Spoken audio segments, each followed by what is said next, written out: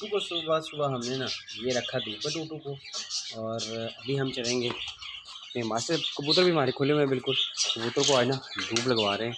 और उसके बाद ना एक बैड न्यूज़ दोस्तों, वो ये कि हमारे ना बजरी जो थे ना, बजरी, इसके बच्चों में से दोस्तों एक बच्चा ना एक्सपायर हो गया, और वो बच्चा पड़ा हुआ है, यही देखिए दोस्तों, इतना प्यारा बच्चा था, और इसको ना नज़र लग गई और ये बच्चा डेड हो गया। सुबह सुबह जैसे मैं खाने के लिए लाया कुछ इनके लिए, और ये ना डेड हुआ पड़ा था।